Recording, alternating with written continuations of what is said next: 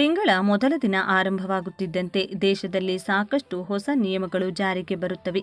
ಮನೆಯಲ್ಲಿ LPG gas ಬಳಕೆ ಮಾಡುತ್ತಿರುವವರಿಗೆ ಹಾಗೂ 60 ವರ್ಷ ಮೇಲ್ಪಟ್ಟ ಹಿರಿಯ ನಾಗರಿಕರಿಗೆ ಹಾಗೂ ಪ್ರತಿ ತಿಂಗಳು ಪಿಂಚಣಿ ಪಡೆದುಕೊಳ್ಳುತ್ತಿರುವವರಿಗೆ, ಜೊತೆಗೆ ಮೊಬೈಲ್ನಲ್ಲಿ ಫೋನ್ಪೇ, ಗೂಗಲ್ ಪೇ ಹಾಗೂ ಪೇಟಿಎಂ ಸೇರಿದಂತೆ ಇತರ ಎಲ್ಲ ಯುಪಿಐ ಬಳಕೆದಾರರಿಗೆ ಮತ್ತು ಬ್ಯಾಂಕ್ ಅಕೌಂಟ್ ಇದ್ದವರಿಗೂ ಹಾಗೂ ಆಧಾರ್ ಕಾರ್ಡ್ ಇದ್ದವರಿಗೆ, ಜೊತೆಗೆ ಪಾನ್ ಕಾರ್ಡ್ ಇರುವ ಪ್ರತಿಯೊಬ್ಬರಿಗೂ ಕೂಡ ಮೇ 1, 2026ರಿಂದ ನಮ್ಮ ದೇಶದಲ್ಲಿ ದೈನಂದಿನ ಜೀವನಕ್ಕೆ ಸಂಬಂಧಿಸಿದ ಹಲವು ಪ್ರಮುಖ ಬದಲಾವಣೆಗಳು ಜಾರಿಗೆ ಬರುತ್ತಿವೆ.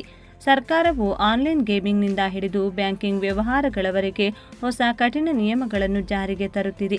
ಈ ಬದಲಾವಣೆಗಳು ನಿಮ್ಮ ಹಣಕಾಸು ಮತ್ತು ಡಿಜಿಟಲ್ ಸುರಕ್ಷತೆಯ ಮೇಲೆ ನೇರ ಪರಿಣಾಮ ಬೀರಲಿದೆ. ಹಾಗಾದರೆ ಆ 5 ಪ್ರಮುಖ ಬದಲಾವಣೆಗಳು ಯಾವುವು ತಿಳಿಯಲು ಈ ವಿಡಿಯೋವನ್ನು ಕೊನೆವರೆಗೂ ನೋಡಿ. ಮೊದಲನೆಯದಾಗಿ ಆನ್ಲೈನ್ ಗೇಮಿಂಗ್ ರೂಲ್ಸ್ 2026 ಮೇ 1ರಿಂದ ರಿಯಲ್ ಮನಿ ಗೇಮ್ಸ್ ಅಂದರೆ ಹಣ ಕಟ್ಟಿ ಆಡುವ ಆಟಗಳ ಮೇಲೆ ಸರ್ಕಾರ ಕಠಿಣ ನಿಯಂತ್ರಣ ಹೇರಲಿದೆ.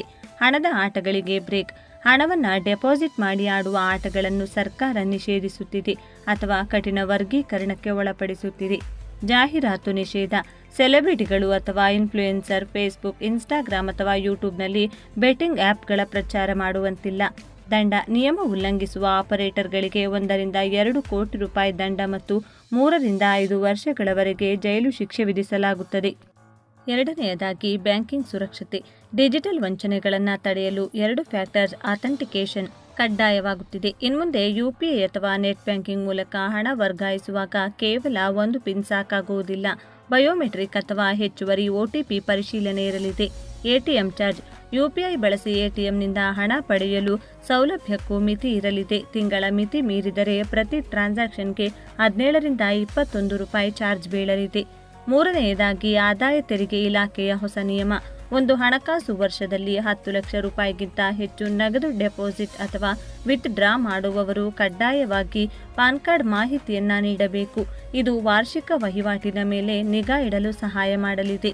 ನಾಲ್ಕನೆಯದಾಗಿ ಸೋಷಿಯಲ್ ಮೀಡಿಯಾ ಬಳಸುವವರಿಗೆ ಅತಿ ಮುಖ್ಯವಾದ ಸುದ್ದಿ.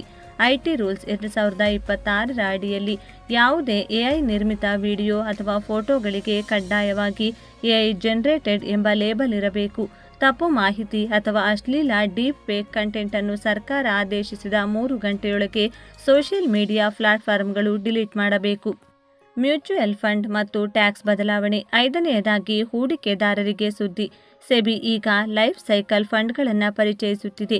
ಇದು ವಯಸ್ಸಿಗೆ ಅನುಗುಣವಾಗಿ ನಿಮ್ಮ ಹೂಡಿಕೆಯನ್ನು ರಿಸ್ಕ್ ಇರುವ ಈಕ್ವಿಟಿಯಿಂದ ಸೇಫಾದ ಬಾಂಡ್ಗಳಿಗೆ ತಾನಾಗಿಯೇ ಬದಲಾಯಿಸುತ್ತದೆ. ಹಾಗೆಯೇ ಆನ್ಲೈನ್ ಗೇಮಿಂಗ್ನಲ್ಲಿ ಗೆದ್ದ ಹಣದ ಮೇಲೆ 30% ಟ್ಯಾಕ್ಸ್ ಕಡಿತಗೊಳಿಸಲಿದೆ. ನೋಡಿದ್ರಲ್ಲ ಸ್ನೇಹಿತರೆ, ಈ ಎಲ್ಲ ಬದಲಾವಣೆಗಳು ಮೇ 1ರಿಂದ ಜಾರಿಗೆ ಬರುತ್ತಿವೆ. ಇವುಗಳಲ್ಲಿ ನಿಮಗೆ ಯಾವುದು ಒಳ್ಳೆಯದು ಅನಿಸಿತು? ಕಮೆಂಟ್ ಮಾಡಿ ತಿಳಿಸಿ. ಇಂಥ ಮತ್ತಷ್ಟು ಮಾಹಿತಿಪೂರ್ಣ ವಿಡಿಯೋಗಳಿಗಾಗಿ ನಮ್ಮ ಚಾನೆಲ್ನ ಸಬ್ಸ್ಕ್ರೈಬ್ ಮಾಡಿ ಮತ್ತು ಬೆಲ್ ಐಕಾನ್ ಒತ್ತಿ. ಧನ್ಯವಾದಗಳು.